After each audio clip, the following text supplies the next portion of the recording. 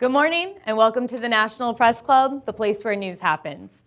I want to thank those in our audience who came to the club this morning for our headliners newsmaker with our guest, President of the United Nations General Assembly, Dennis Francis. I would also like to thank those who are joining our discussion by tuning in on C-SPAN television and radio. My name is Emily Wilkins. I'm the 117th President of the National Press Club, and I'm a correspondent for CNBC covering Congress. And of course, if you're a regular listener and follower of the news, as we assume many of our guests of the Press Club are, then you know that it is apparent that the United Nations has an ambitious agenda. It includes confronting climate change, maintaining peace and security, ending hunger, reacting to crises, and defending human rights. The UN and its related agencies and conferences are in the thick of it. But today we will explore how successful the UN has been and how the international body will be functioning moving forward. The UN, of course, has its critics, many in the United States Congress, where funding was blocked this year for the United Nations Relief and Works Agency for Palestine Refugees in the Near East, of course, more commonly known as UNRWA. And there's been a lot of controversy around the UN's role in the war in Gaza. Many are questioning if the UN should play a role in rebuilding Gaza after the war in the Middle East ends. On another front, there are questions about what the UN can do to bring an end to the war in Ukraine, and if the UN's governance structure, which was formed in the aftermath of World War II, needs to be reworked in the 21st century. Our guest today, President Dennis Francis, is again the president of the 78th session of the United Nations General Assembly, where he serves as the International Organization's chair and presiding officer. And I'm looking forward to hearing his thoughts on these issues and many others. Prior to his work in the United Nations, President Francis was Trinidad and Tobago's longest-serving ambassador. He left the Caribbean nations Foreign Service in 2016 after a 40-year career. He is a graduate of the University of the West Indies, where he later taught, and additionally, he is a graduate of the School of Advanced International Studies at the Johns Hopkins University here in DC. After President Francis makes his opening remarks, I've got a couple questions for him. And for our audience members here at the National Press Club, we encourage you to suggest questions, which I can add to the list. Please write them on the cards that you have at your seats and then hand them over to Jamie Horwitz. He's over there. He just raised his hand for a hot second. And if those of you who are watching or listening on C-SPAN, we're also happy to accept your questions. Please email them to headliners@press.org and put United Nations in the subject line. I'm looking forward to asking as many as time permits. And now that we have that housekeeping out of the way, President Francis, welcome to the Press Club. The floor is yours.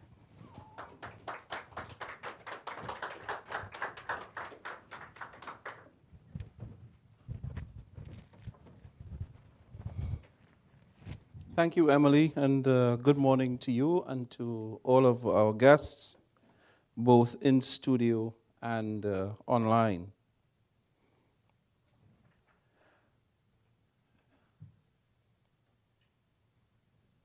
Ms. Emily Wilkin, President of the National Press Club, colleagues, friends, ladies and gentlemen. I am profoundly honored by your invitation to feature at this renowned National Press Club, an institution with a storied legacy and long-standing commitment to journalistic excellence. I consider this not just as a headline speaker moment for me, but as a unique opportunity for us together to assess the current state of our world and for me to hear your invaluable perspectives on some of the issues facing us. At a time when our world, which abounds with timeless possibilities, is also encountering mounting challenges with relentless ferocity, we need to be aware of the potential consequences and results of the situations that confront us. On the one hand, science, technology, and human innovation is propelling us into a new era of promise and progress.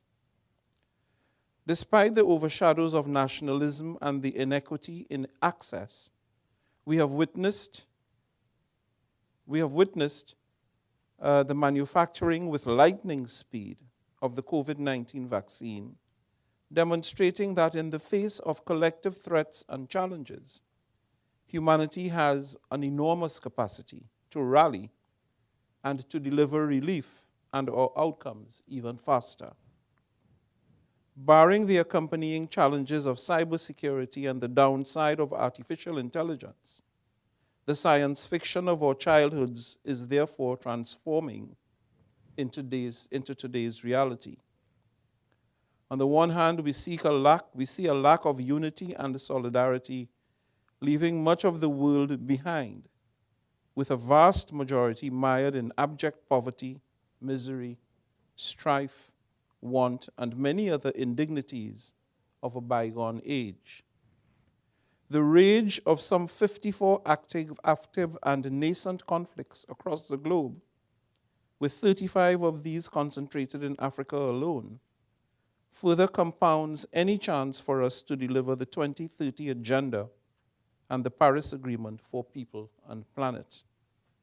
From Haiti to the Gaza Strip, Ukraine to Myanmar, the Sudan to Afghanistan, a proliferation of conflicts are ablaze, with a trail of death and rampant human rights abuses continuing unabated. A relentless climate-induced calamity is devastating our planet, as evidenced by the triple planetary crises of climate change, biodiversity loss, and pollution, whose impacts cut across rising sea levels and flooding, the so-called El Niño effect, drought and frequency of intensifying heat waves, among others.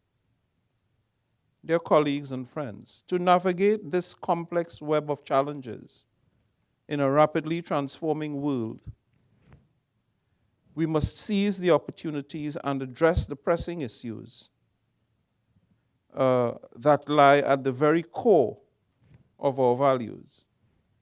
The UN Charter, the Universal Declaration on Human Rights, among other things, the instruments that provide those foundational values and which underpin multilateralism itself.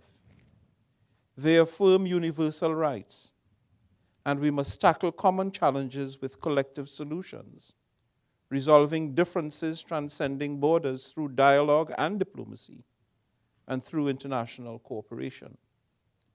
Despite the clear benefits of multilateralism, there is, without doubt, growing skepticism about the efficacy of current global institutions, including the intensifying questions on the relevance of the United Nations itself. In the face of escalating geopolitical tensions, critics have particularly highlighted the paralysis in the Security Council, crippled by deadlock and the misuse of the veto power, as a failure by not just the Council, but by the United Nations organization as a whole to address escalating conflicts. Some also view the General Assembly, which I am privileged to lead, as ineffective, pointing out as a hindrance the lack of legal force of its resolutions. Indeed, while we reflect on these legitimate concerns, we must also acknowledge that the institutional mechanisms established in 1945 may no longer fully suffice for the challenges of 2024 and beyond. While the foundational principles of the United Nations Charter remain relevant, I believe that a candid discussion on reform is now much more urgently needed. Advocates of a UN-led multilateral system, like myself, as President of the General Assembly, would argue that the organization and its deeds is much larger than the Security Council. Across the globe, through its specialized agencies, funds, and programs, including operational activities rendered by the resident coordinator system at country level, the United Nations offers a lifeline and hope for many hundreds of millions of people who depend on it. In far-flung corners of the globe, the United Nations is not only a staunch defender and promoter of human rights, it is also an honest broker for peace, as demonstrated by its deployment of its blue helmet peacekeepers and the good offices championing peace building and preventive diplomacy. As also clearly demonstrated in the ongoing complex cases of Ukraine and Gaza, the General Assembly, as the most universally representative body, where all 193 member states have an equal voice, offers a unique platform for dialogue. I firmly believe that the General Assembly's resolutions carry the desired political weight and influence on global issues than commonly thought, those resolutions being a collective voice of the often majority of sovereign UN membership. Its adoption of Resolution 76-262 in 2022 on the so-called veto initiative, mandating the convening of a debate in the General Assembly whenever a permanent member of the Security Council casts a veto, has enhanced accountability and transparency and fosters better collaboration between the Council and the Assembly. I am therefore confident that by remaining anchored in the core values and tapping into our demonstrated ability for innovation and adaptation, we can inject new vigor into our multilateral system and reaffirm its enduring relevance. Let me close by recalling that when I was elected to the presidency of the General Assembly 10 months ago, I committed to reignite the much-needed trust and solidarity among member states to achieve the 2030 agenda, anchored on my 4 watchwords of peace, prosperity, progress, and sustainability for all. With 5 more months remaining in my presidency, I am steadfast in pursuing this vision to restore the diminished faith in our multilateral system, and importantly, to renew our commitment to the 2030 Agenda for Sustainable Development. I have launched several initiatives, including the recent General Assembly's first ever Sustainability Week, which I convened last month, focusing on the critical sectors of the economy, such as debt, tourism, infrastructure, transport, and energy. Let us be laser focused on our goals as we also approach the Summit of the Future in September, during which world leaders are expected to forge a new global consensus to advance international cooperation and address global challenges. The much anticipated summit outcome documents are expected to be more transformative and action-oriented, the so-called Pact of the Future, fortifying global governance with concrete reforms, Global Digital Compact, addressing the disparity in access to digital technologies and the accompanying ethical challenges, and the Declaration on Future Generations, committing us to preserve the integrity of our environment, protect human rights, and achieve peaceful societies. As we look forward to the Summit of the Future, I invite all stakeholders, including you, members of the press, to join us in reaffirming that the UN-led multilateral system is not only relevant, but that it is indispensable. Yes, the imperative of durable peace across the globe is under severe threat, and its absence imperils our ability to achieve the 2030 Agenda and the Paris Agreement, among other global commitments. But I urge you to reject the cynical view that we lack the power to make the difference as a united global community. Instead, let us recognize the boundless potential of humanity to collectively address the myriad of challenges, advance progress, and to create a world worthy of habitation by present and future generations. I thank you and eagerly wait your questions. Thank you. Thank you so much, President Francis. You have enough room to scoot by? All right.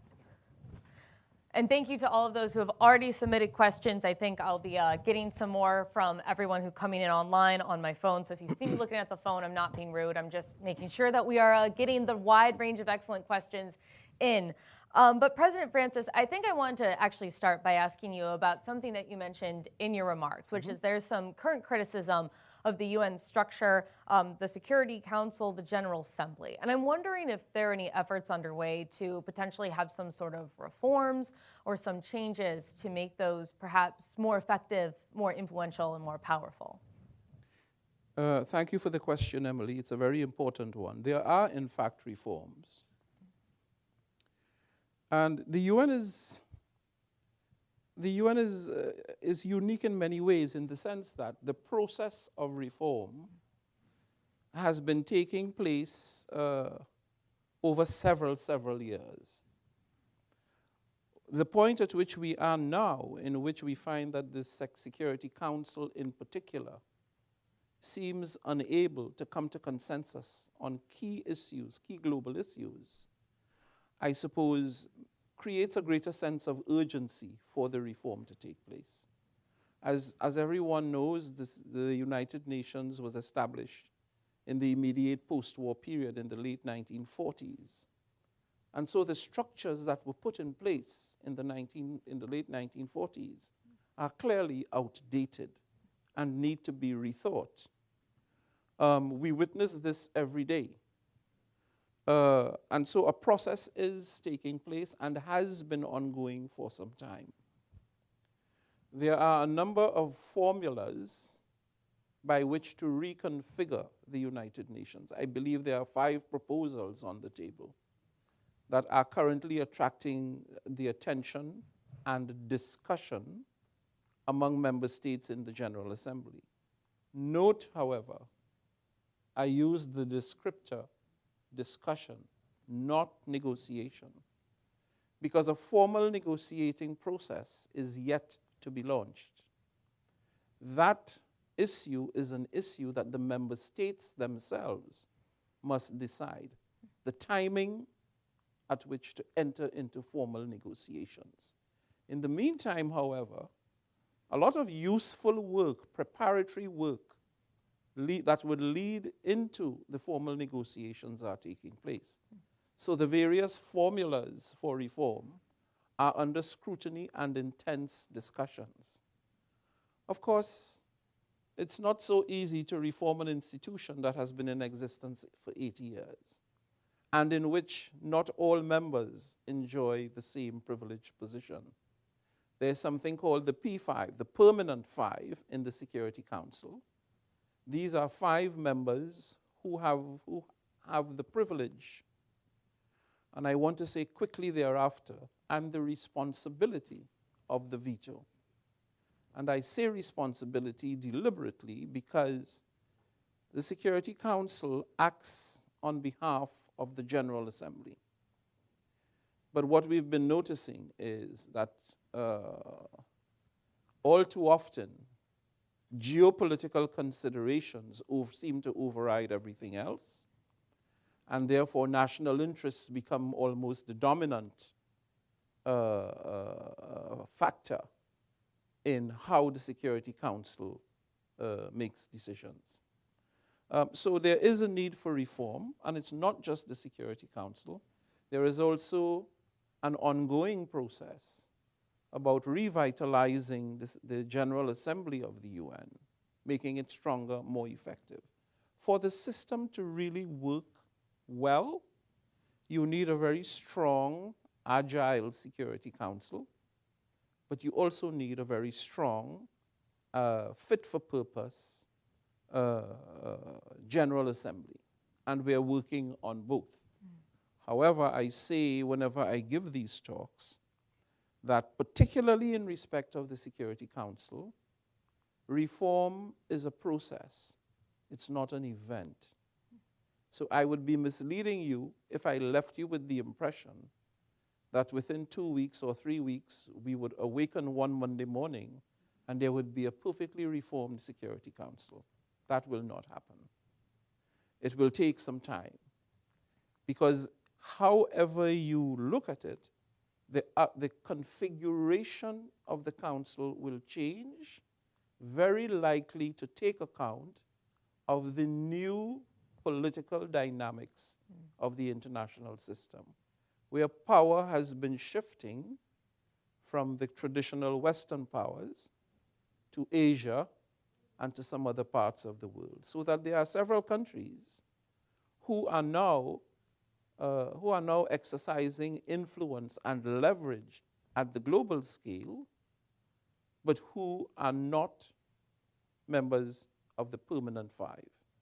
For example, Africa is one of the fastest growing regions in the world. They've got a very large population. There's no African state represented on the council. India, the largest democracy in the world with 1.4 billion people, not a permanent five. Brazil, these are all countries with ambitions. Japan, not a member of the council. So this is a this is a process that requires meticulous thought and concentration, because it's not something that you will have an opportunity to go tinkering with every other year. Whatever we decide now will very probably take us through, perhaps, I don't know, maybe to mid-century. Because what we have now is 80 years old. And you say that there are discussions going on, but it hasn't yet moved into formal negotiations. Absolutely. Do you have a sense of timeline? Could we expect negotiations within the next year, or is this something that's going to be taking much longer? I hope it would take place within the next year. I hope it would take place very soon. But that, again, is a decision that the members will make.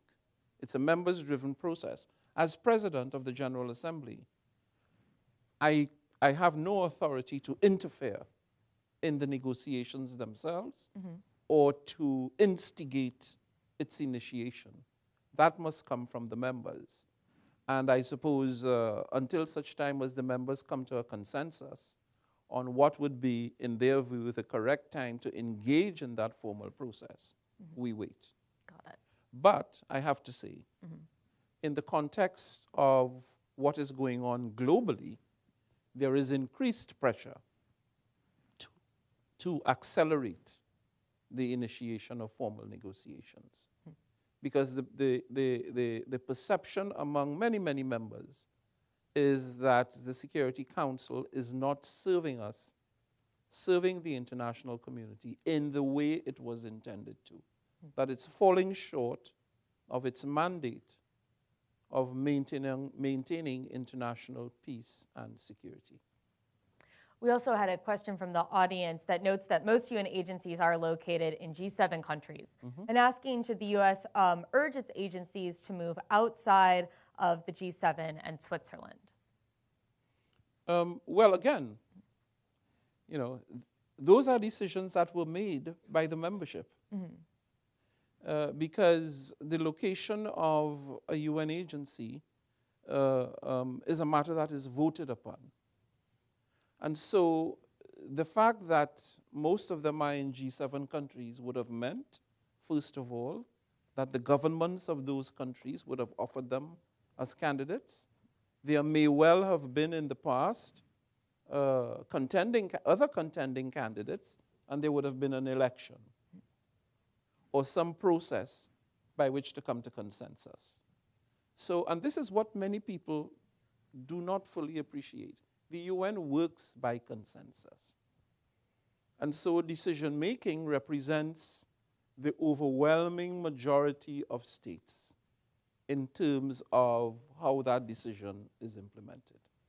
Everyone has a single vote, and therefore, if a country, but I should say, so that people do not get the wrong impression. I recently visited, for example, the United Nations system in Nairobi, Kenya. It's the headquarters of the environment-related UN agencies. So the United Nations Environment Program is there. Habitat is there. And some other agencies are setting up offices there as well. So it is not correct to leave you with the impression that they're only in G7. There is one in Nairobi, Kenya. Got it. No, good clarification there, and a good point to make about the process. I also wanted to move into a couple questions regarding Gaza. We have a question from the audience. Given the ongoing conflict in Gaza, do you think the UN's inability to get a ceasefire agreement is a failure?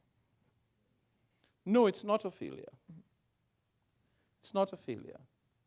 Because the UN itself is not a party in the conflict. One must keep in mind that this is a very unusual situation we have in Gaza. Okay? Two parties, there's a conflict raging between two parties. One is a sovereign state, Israel, that is a member of the United Nations. The other is a group called Hamas. It's not a state. It is not bound by the UN Charter. The UN, of course, the UN's brand is peace and security. That's at the core of what we do. It's not the only thing, but it's at the core of what we do. And so the fact that the UN has not been able to facilitate a ceasefire, which is the more apt term, facilitate, because the UN cannot and may not impose its will on any government. And bear in mind, as many people seem to overlook or forget, that the UN is not an autonomous, esoteric organization. It's the member states themselves that constitute the UN.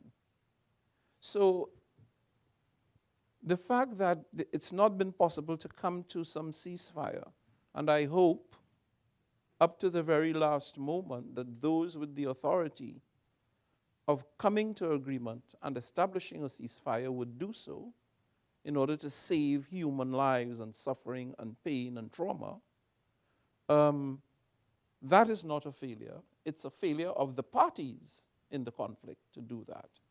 We in the UN keep asserting that the only way to resolve conflict is through dialogue and negotiation, that violence only breeds more violence, and that nobody wins. You know, this concept in war of the victor and the vanquished, at what cost? At what cost in terms of human lives, suffering and pain, and dislocation? And cost, financial cost. I mean, wars cost money. So this we do not see as a failure on the part of the UN. What we would hope is that the parties would be amenable to deeper UN engagement in helping them to find common ground to create that ceasefire. But we are very encouraged in the UN that there are third parties, both from the region and outside, the United States being one, that are playing a key role in that process of discussion to try to identify the terms and conditions on which a ceasefire might take place. I am hoping, really hoping, that that process will produce a positive outcome. Because for me and for us in the UN, it's unthinkable what the consequences are likely to be if that ceasefire does not take place.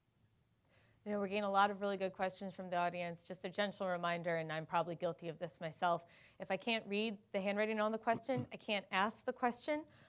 Again, I say this as someone whose penmanship is not the best, but just a reminder to everyone.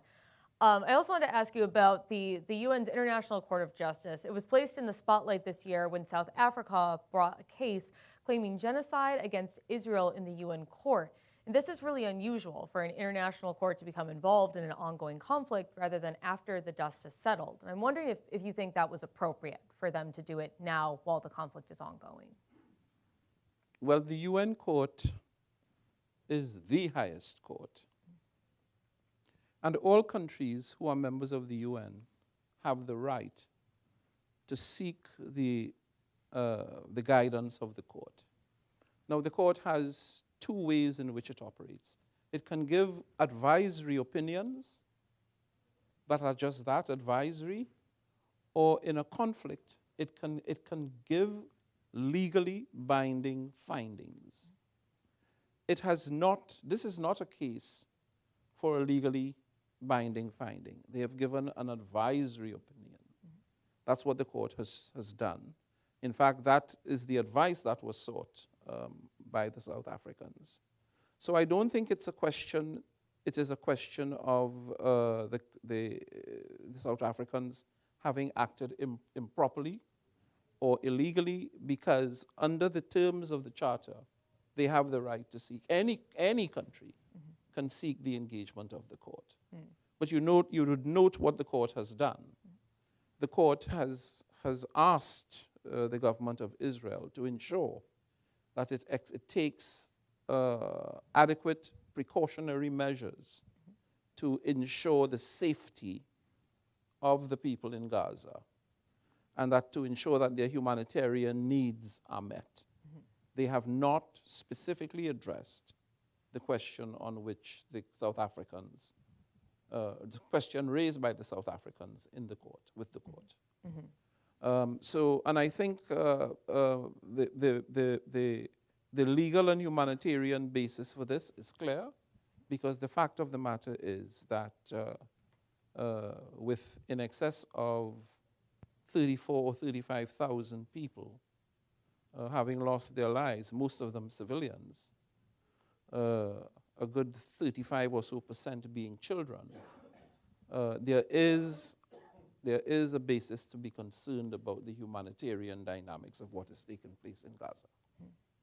Absolutely, and I know, of course, the UN has put out studies showing that the chances of famine beginning very high, very, very high at this point.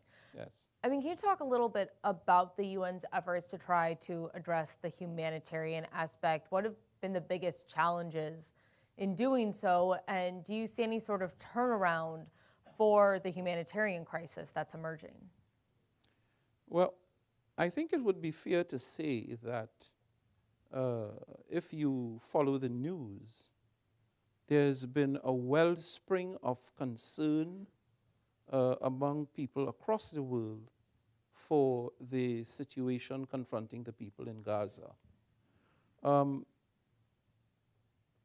There's an organization established by a resolution of the General Assembly called the United Nations Relief and Works Agency, UNRWA, the mandate of which is to provide humanitarian and other support to the Palestinians up to the day on which the two-state solution comes into effect.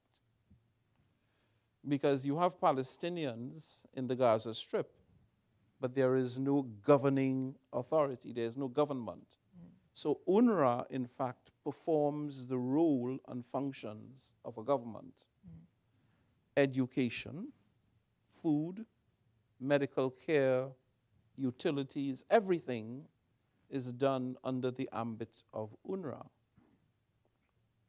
And you would be aware that there had been accusations recently of impropriety committed by a small group of UNRWA staff.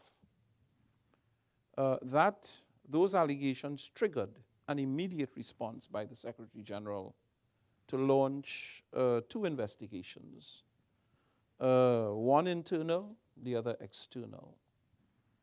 Well, I believe, I'm not quite sure, but I believe that the internal report should be coming out pretty soon. But the former French foreign minister was mandated to undertake a comprehensive review of UNRWA's operations in Gaza. That report was published about approximately a week and a half ago. And it showed conclusively that she found no basis on which to suggest that UNRWA as an organization had violated its mandate. She did indicate in the report that there were some areas of weakness, administrative weakness, that needed to be tightened up, but she found no evidence, compelling or otherwise, of any impropriety on the part of UNRWA. Now, why is this important? It's important because several countries, once the allegation was made, terminated their financial support to UNRWA. And it is that financial support that provides the humanitarian necessities needed by the people of Gaza. So the accusation that was made actually imperiled UNRWA's ability to execute its mandate because the resources were not in place. Many countries withheld their financial contributions. Fortunately, on the basis of the report, many countries have returned to providing contributions and donations to UNRWA. It's not, UNRWA is not yet out of the woods. It's still in a fairly delicate position. As a matter of fact, we will host on the, I believe it's the 3rd of June, a pledging conference to raise funds for UNRWA, because without UNRWA support, that 1.5 people in Palestine will not be in a position to have any sort of support, medical, nutritional, or otherwise. I mean, you have a situation in Gaza where, for example, based on reports that I've seen, young children, babies, are being amputated without anesthetics. Can you imagine that? It's horrific. Without anesthesia. Because the hospitals just don't have the medication. You have kids dying of hunger, on the verge of dying of hunger. There's no water, potable water. These are some of the things that UNRWA provides. And so it's very important that they should have their funding reinstated, because they're acting on behalf of all of us, the rest of humanity, in order to preserve those who are in a very difficult situation, to let them have some level of human dignity, that they can have a meal, have their medical conditions looked after, etc. So I am hopeful that now that the foreign minister's report has been published, the situation will improve steadily. But I encourage international community and the donors to keep an eye out and to be very generous in their donations to UNRWA when we convene the pledging conference later this year in June. And since we are in DC, I did want to ask specifically about Washington. They have blocked funding for UNRWA through June of 2025. In 2023, they gave $422 million. They were the relief agency's largest contributor. I mean, have you talked a little bit about the potential for the U.S. funding coming back? What does that look like at this point? Is the report enough? You're quite right. The U.S. is and has been for several years the largest contributor to UNRWA. And that's very well appreciated. As to the question of when the likely return of the U.S. government will be, I'm not in a position to indicate. I don't know. I think that is a question better posed to maybe a senior functionary of the State Department or of the Treasury Department. What I will say is that without the contribution of the U.S., UNRWA is going to be very hard-pressed and will have to find alternative sources of funding to close that gap. This will be a challenge, no doubt, because of the magnitude, but it will be absolutely necessary. Without closing that funding gap, it's anybody's guess what would be the consequences for the people in Gaza. I do also want to move on because I know that we've got a big world with a lot of issues in it. The war in Ukraine, I think, is also very much on the minds of those here in DC and around the globe. What is the UN doing at this point to help bring an end to that war? What's the UN's role there? Let me say that this is a war that we believe to be very unnecessary, very unnecessary. The General Assembly has has passed 6 resolutions on the war in Ukraine. And there's a reason for this, because that war constitutes a fundamental violation of the precepts on which the UN is founded. Respect for territorial integrity of states, the sovereign equality of states, the need to resolve disputes always by peaceful means, and to respect international law. And in all of those instances, the Russian Federation has been found to be in breach. We would like this war to come to an end sooner rather than later. It's now entered its 3rd year. And there is talk in the media about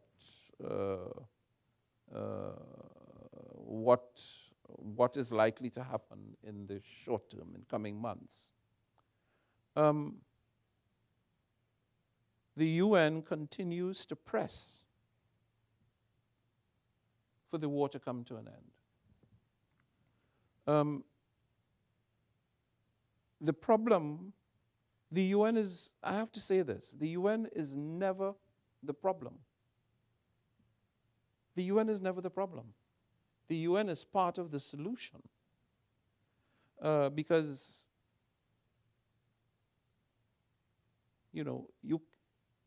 there are instances, and have been in the past, where war has been prosecuted based on UN agreement or mandate to go ahead. This is not one of those cases. This matter never came before the Security Council of the UN. We just got up one morning and found that an aggression had unilaterally taken place. And therefore, it constitutes a fundamental departure. Consider for a moment the precedent it would set. We would be living in a world of anarchy if countries could just violate the rules, tear up the charter, and walk away from it. We would literally be living in the 19th or 18th century. There would be absolute disorder. So we continue to insist. We speak to the parties quietly. But at the end of the day, it's the parties that have to see the wisdom of bringing this to a halt. Let's face it, the war has affected, that war in particular, but not just that one, Gaza as well, has affected virtually every aspect of life. Global food insecurity has risen significantly since the war in Ukraine. Inflation rates have gone up. The UN had in fact intervened and quietly arranged for the export of Ukrainian grain through certain ports in collaboration with the Russian Federation. Unfortunately, the Russians withdrew from it.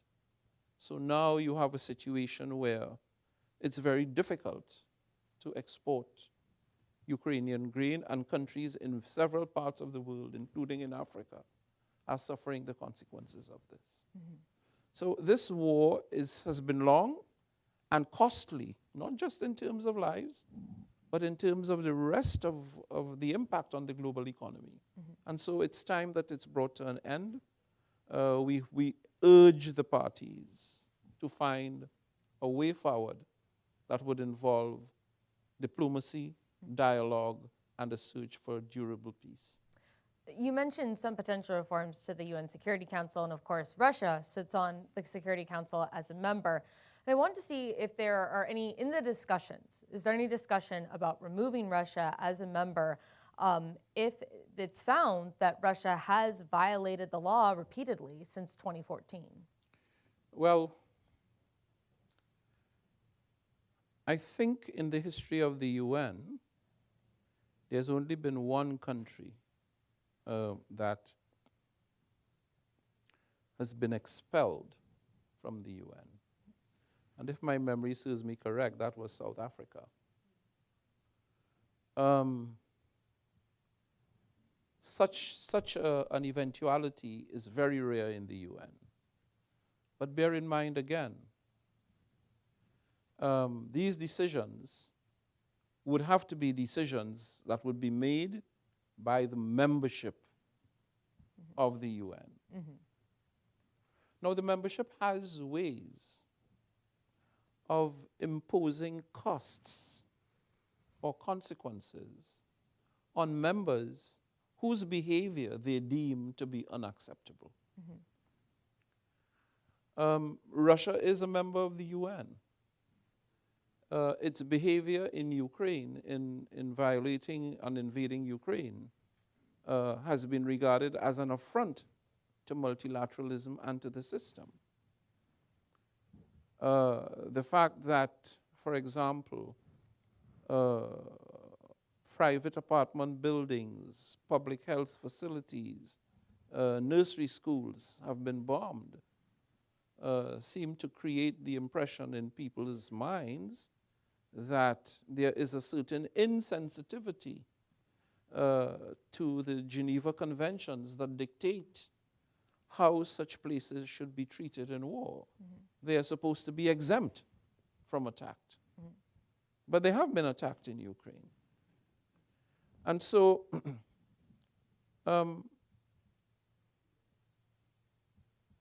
Russia has, for example, floated membership in other organs in the UN. They've had a candidate for membership of the Human Rights Council of the UN. That candidature failed. It failed.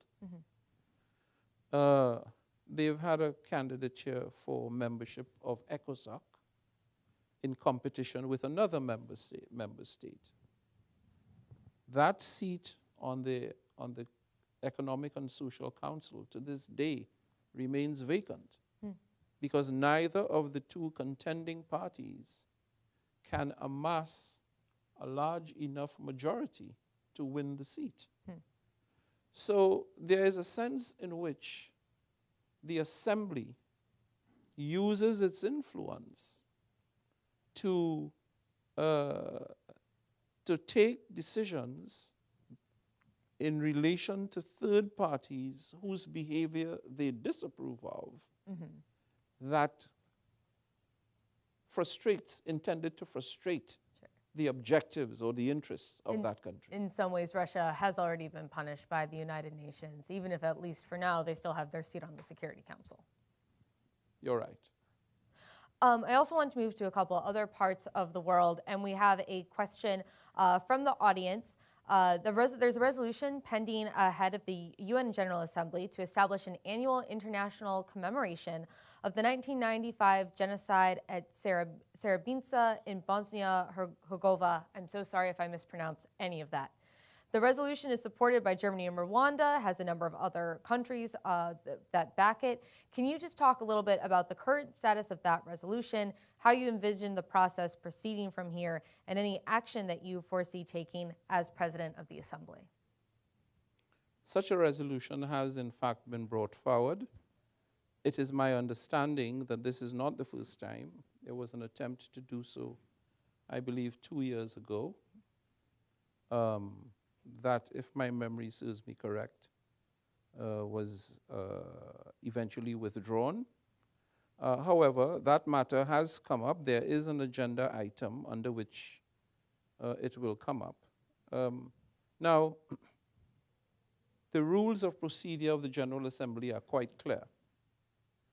And whereas I am the leader of the General Assembly and the convener,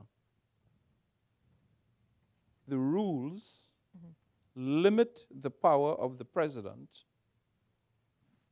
to do anything other than to administer the rules in perfect objectivity regarding the parties. So the resolution has been put forward by Germany and Rwanda and co-sponsored by a large cross-section of member states. a discussion will have to be had with the protagonists relating to the actual date on which the resolution will be discussed in the General Assembly. Suffice it to say that we have not yet identified the date. That is something that will be attended to very shortly. But also, the manner in which I propose to deal with it would be entirely consistent with the rules of procedure and with precedents that are very clear in terms of procedurally what should happen in the General Assembly. Got it. And when you say I have no input at all into the substantive content of the resolution. That does not fall within my purview. That would be the responsibility of the countries. And normally the way this process works is that there's an initial draft which is placed on the table, and then there are consultations. So the draft will go through a series of refinements until everyone is comfortable before it is formally brought to the General Assembly. So it has now been brought to the General Assembly. In fact, I'm advised, I had been traveling officially last week, and I'm advised that it would have arrived formally last Friday. So when I get back to New York, we will have to engage with the protagonists to determine the date on which the matter will be substantially discussed. And you said that date could happen soon? Like soon in a week, soon in a month? I don't know, because it's a matter of consultation with the protagonists. So the date has not been set, but there are certain provisions in the regulations that will need to be followed. Sure.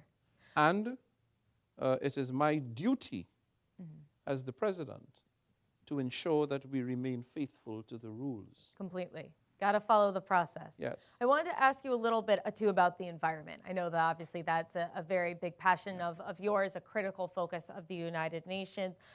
Specifically, I understand that a UN-sponsored conference that was held in Canada at the end of April made significant progress on a treaty to end plastic pollution. Can you tell us a little bit more about this, and what impact do you think this is going to have on the global production and use of plastic? Well, the fact that there's a decision to have a treaty at all is indicative only of the importance of ridding the world eventually of plastics. I'll share with you a statistic that I read recently that really bothered me. If we do not act now and allow the situation to persist as it is, by 2050, there will be more plastic in the ocean than fish. Can you imagine that? Plastics have been found in the depths of the ocean floor, 35,000 and 40,000 feet beneath the surface. Plastic has been found there. The fish in the ocean now, many of them, consume plastics. And so, given that we are at the top of the food chain, when we eat the fish, we are also consuming some plastics. Plastics that have been known to be harmful to human health. The health of the oceans is a huge issue for the United Nations and for mankind. And so the UN has determined that we have got to take corrective action, lest we allow the conditions to persist that will make the food sources available in the oceans unavailable to human species in the future. So this treaty is an extremely important treaty. I know that there's a lot of concern on the part of, in many places. So they've tried to focus primarily for the moment on single-use plastics. Things like straws that you use once and throw away. Perhaps, in fact, I saw on television this morning on one of the channels an advertisement about the creation of containers, plastic containers, that are easily reusable so that you minimize the use of new plastics. Extremely important for the environment, extremely important for human health. And we hope, given the importance of sustainability, you notice I'm wearing a pin on one of my lapels. I think it's this one. This is a sustainability pin. And it's important because the message that we're trying to get people to internalize is that our survival on this planet really depends on the extent to which we can adjust our habits and lifestyles to live comfortably on the planet while minimizing the damage we do to the environment, including in the context of climate change. Well, given all this, I'm really glad that we at the Press Club have gone from plastic bottles to aluminum bottles for our water. Congratulations. This is a very important step. This was not done in conjunction with the event. I'm just grateful that we did it before we had this conversation. That'd be real awkward. It seems like a simple step, but it's a very important one. Because if you, and I've done this at home, if you only use plastics, after 1 week, the volume that you end up with is staggering. And then that goes into the environment. So we need to be more responsible users of the environment, because unless that environment is healthy, we can't be healthy. We don't live sustainably. And so this is as much about ourselves as our grandchildren, their grandchildren, their grandchildren. The future of the planet. The future of the planet. Speaking of which, I know that you guys have the upcoming Summit of the Future that's coming up this September. Can you talk a little bit about what you and other world leaders hope to accomplish at this gathering? It's got an unusual name, doesn't it? Summit of the Future. Yeah, it's very broad. Very broad. Yes. Yes. But it will do some important things. We've been talking about the fact that there is a lot of mistrust in the international system at the moment. Solidarity seems to have receded.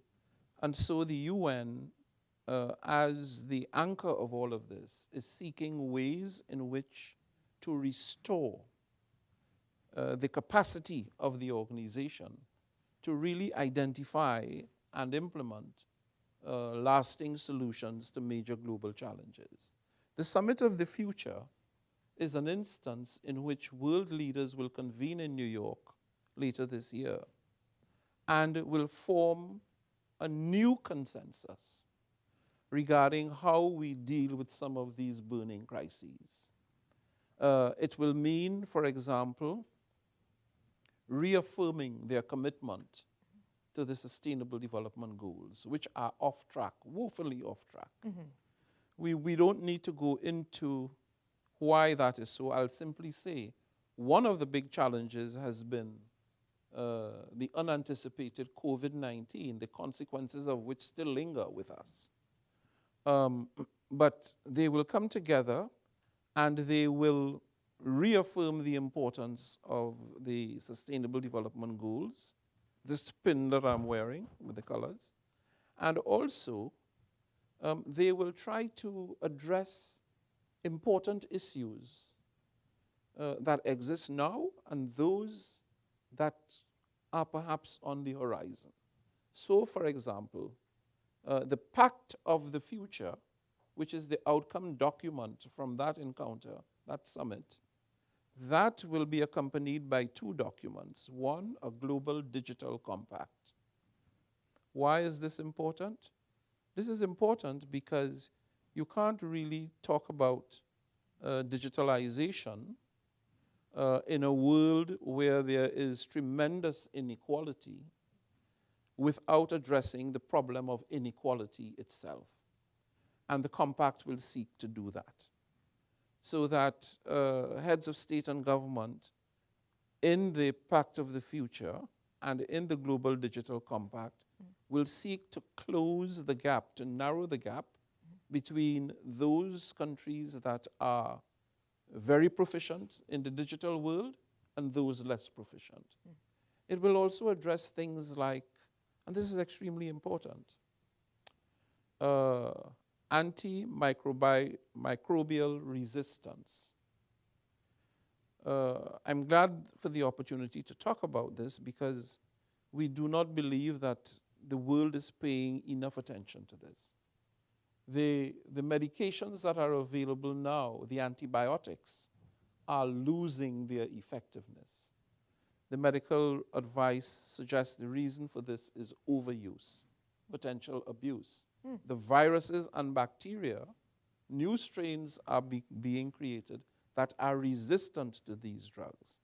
And already, the estimates are that 1.5 million people annually, 1 in 5 of which are children, young children between the ages of 1 and 5, lose their life because of antimicrobial resistance.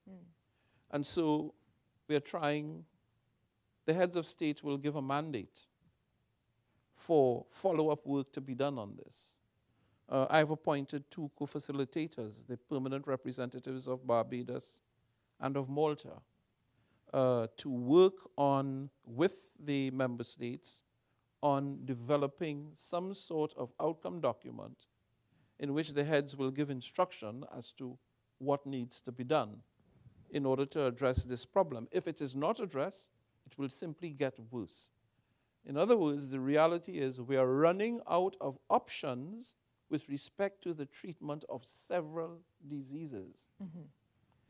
So that's one. And the other one, the big one, is artificial intelligence, which of course has enormous potential to change the way we live, to deliver extraordinary benefits to civilization, maybe to advance the cures of many diseases, to strengthen competitiveness and productivity, and to do a great number of things. But also comes with considerable risks. Risk of loss of personal data, for example. Risks of attack by third parties. And I know as journalists we're concerned about the misinformation, disinformation. Piece that's pretty high. At a time when so many people in the world, particularly the younger generation, are not getting their information from the news, the traditional sources. It's all on social media. And the fact that there's been an invasion in social media of misinformation and disinformation, much of which is calculated to cause confusion, poor decision-making, panic, and to challenge governance in fundamental ways. So the issue then becomes, how do we, as an international community, ensure that we harvest the benefits of AI, but to minimize the risks and threats to society, to the cohesiveness of society? And those are issues that will be dealt with in the Summit of the Future. Well, I'm sure there will be many of those in this room who will be attending the summit, watching the summit. Certainly 2 very important topics. President, I think we are at time. So before everyone leaves, I just wanted to give a huge thank you to the folks who made this event possible. Headliners, co-team leaders, Donna Leinwan-Liger and Laurie Russo, as well as the headline team member who organized today's event, Jamie Horowitz. Jamie, thank you so much. As well as membership program manager Cecily Scott Martin. And I know Kate Hulster also helped out today. And President Francis, I'm sure that in your global travels, you must have acquired many very interesting items. I hope that this National Press Club mug will fit nicely with your collection, and that feel free to use it. You know, next time you're chairing the General Assembly, just pop it on up there. It's You can be sure I will have it there. Look for it. I will. I absolutely will. President Francis, thank you again so much for joining us today. We really appreciate it. Thank you ever so much, Thank Emily. you. It's my pleasure. Fantastic. Thank you so much. Thank you. Thank you very much. And thank you to everyone, by the way, who submitted great questions. I've done a number of these events, and I think this one is top for smart questions that were submitted. And sorry we weren't able to get to everyone's, but thank you guys.